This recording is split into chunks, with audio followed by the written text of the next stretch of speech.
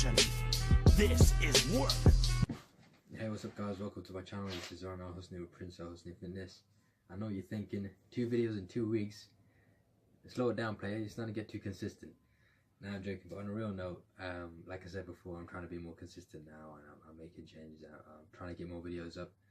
Plus, this fight card was just too good not to make a video about. Anyone that knows me on a personal level knows that I'm a huge UFC fan, and boy, did this card deliver. It was amazing. Probably, honestly, I think, this had to have been like probably the best night of fights ever. I guess, yeah, honestly, I think this is the best UFC cards has ever been put on. No Ronda Rousey, no Conor McGregor, but still we got some huge stars on this card. But the sad thing is, a lot of people don't, like, some people don't even know who Joanna Jędrzejczyk is. So for them, it's no big deal when she gets beaten. But like us hardcore UFC fans, we know just how dominant, how talented she is, and for her to be like dethroned by the number 4 ranked woman in Rose, who lost to Carolina, who's supposedly, a lot of people say, it's like a mediocre version of Joanna Jędrzejczyk. So it's crazy, you know. Out of all the 3 top, the 3 championship fights, I thought, for me, I thought that was the most one-sided. I thought, you know, there's like TJ and Cody, we know they're both really good. This is going to be a really close fight. Michael Bisping and GSP, we really don't know who's going to win that, because like GSP's really, he seems to be the more talented one, the more technical one, the better martial artist. But then again, he's smaller. He's been out for 4 years, whereas Michael Bisping has been more active. That's his natural weight class. So, you know, like the main event and the co-main event, we didn't really know. You could have made arguments both ways on who's going to win, whereas the Joanna Jędrzejczyk versus Rose was like,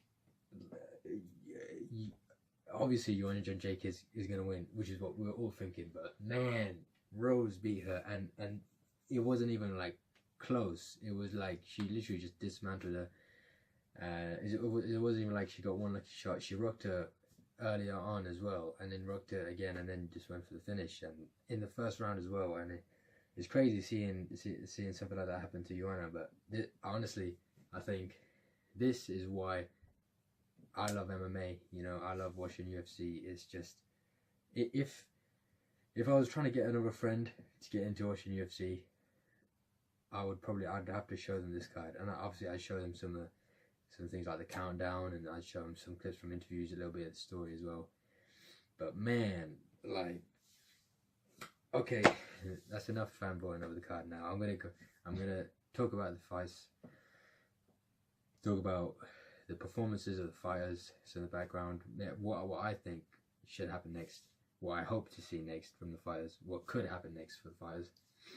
Starting off with the first fight on the main card, we had I think he's changed his name to Costa now, and I can't remember his first name, but the big Brazilian guy who looks like a light heavyweight at least, you know, he's huge, against Johnny Hendricks. He was quite interesting. I thought it was quite interesting how they put Johnny Hendricks and GSP on the same card, you know, like how he's returning. Johnny Hendricks is the last person he fought before GSP went on this hiatus, and a lot of people will think that Johnny Hendricks won that fight. So I thought it was quite interesting that they put him on the same card, and that fight pretty much went how I thought it would.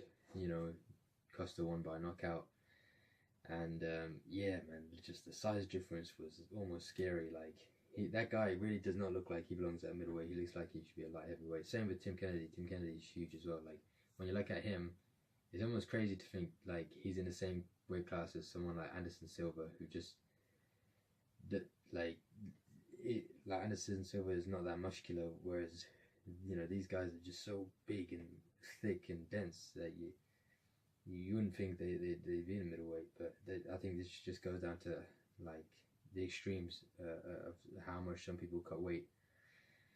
But yeah, like I said, that fight pretty much went how I thought it would. What's next for Johnny Hendricks? I really think it's a tough sell for him to go for another title. You know, he's failing to make weight at welterweight, and middleweight he's just, you know, he just got knocked out. So not sure what's next for him. He'll probably just hover around for a bit. You know, I kind of feel like he should retire now. I don't really think there's much else left for him to do. I know it sounds harsh saying that. You can't really tell a man what to do, and it's up to him at the end of the day. But I feel like his career is kind of over now. Next we had Stephen Wonderboy Thompson versus Jorge Masvidal. I was actually quite excited for this fight because they are both really good strikers, but Stephen Thompson just kind of showed that he's just in a completely different class. You know, I mean, to be fair, Jorge did land some good shots in him. You know, he never had him in any sort of serious trouble the same way Tyron Woodley did. Yeah, mostly just Stephen Thompson like picking him apart. I thought it was pretty one-sided. I was really surprised when Jorge Masvidal raised his arms at the end of the fight. Like, I mean, he got quite a few leg kicks on him, but other than that. What's next? You know, a lot of people saying that, you know, Stephen Thompson shouldn't get like a welterweight title shot again, because, you know, he just had 2 fights with Tyron Woodley, and I kind of agree with that. You know, not saying that he doesn't deserve it. I'm just saying, like, I kind of want to see Tyron Woodley face some of the other competition, and it's important to give other people a shot, you know. So what's next for Stephen? I think he should fight Colby Covington just to shut that guy up, pretty much. Like, I don't really think Colby, I mean, he's quite high up now in the rankings. I don't think he deserves a title shot just yet, you know. So if he faces the guy that the champion just beat, then, I mean, and if he does go on to beat Stephen, then I guess you can't really deny him. He should be in the conversation for having a title shot. But yeah, Stephen Thompson versus Colby Covington, I think that should be the next fight. For Jorge Masvidal, well, I mean, I would like to see him go up against Carlos Condit. I know, but I think Carlos Condit is already scheduled to fight someone at the moment. I'm not sure who it is. I can't remember. There's him. He could rematch Donald Cerrone. He could probably fight Darren Till. Mike Perry's there as well. I think Mike Perry's fighting someone as well, actually. But yeah, man, I think the welterweight is quite an interesting division because there is actually quite a lot of talent there, you know, and it is kind of a pick-em between that and the lightweight. I think they're constantly changing over which one is the most stacked. But yeah, there's a bunch of different guys that Jorge Masvidal can fight. I think Darren Till would make a pretty good fight, but Darren Till would probably win that one, you know. But I think that'd be quite interesting. Both guys made a name off of Donald Cerrone, so why not put them together, you know, against one another, you know.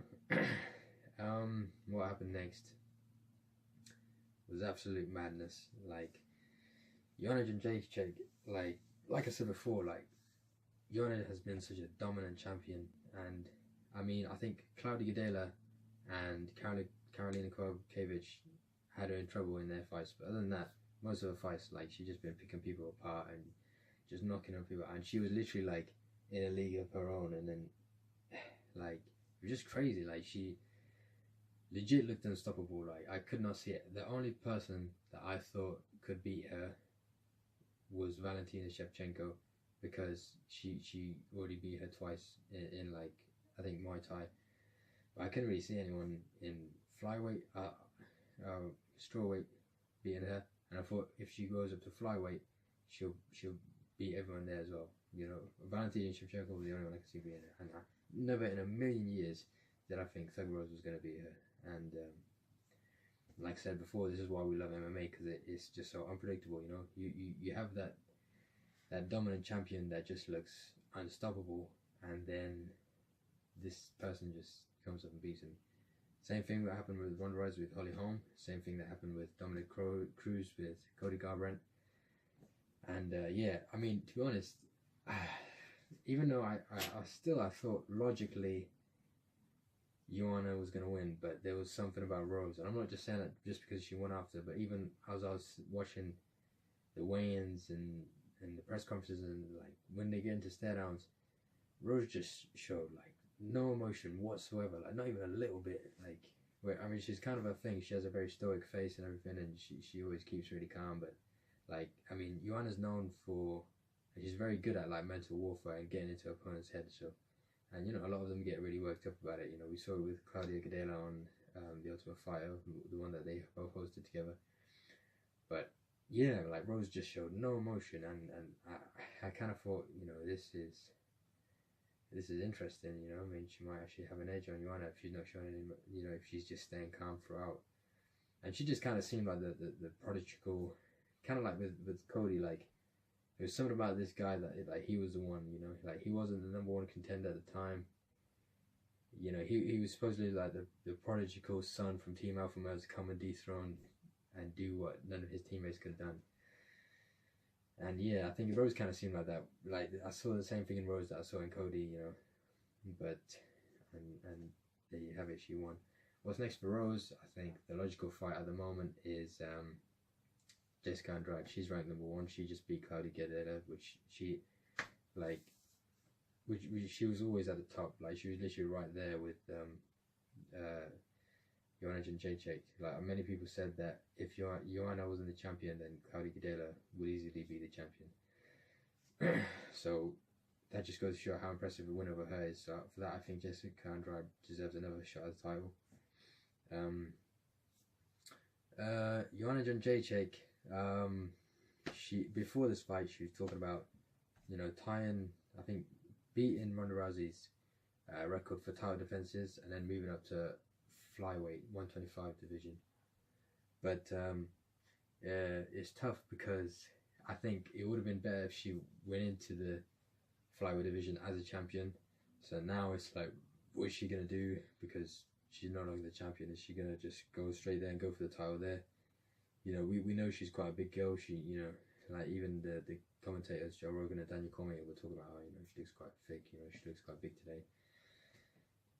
And yeah, so I think Valentina Shevchenko was talking about dropping down to 125. So I think I'd love to see that fight sometime, like a trilogy. They've fought twice before. I want to see a third fight. That would be really good. I'm really excited. I think those are two, hands down, like two of the best female strikers in the UFC. And yeah, I'd love to see that fight. But we don't really know what's going to happen. But then now, I still haven't got around to watching her post-fight press conference. But yeah. And then next was TJ versus Cody. Man, I was actually out. This, for me, this was like, I was so excited with this fight. I think this has to be like the best bantamweight fight that's ever been put on in UFC history, I think, hands down. Better than, I think it was better than, you know, Uriah Dominic Cruz, you know. Uriah Faber Dominic Cruz, you know.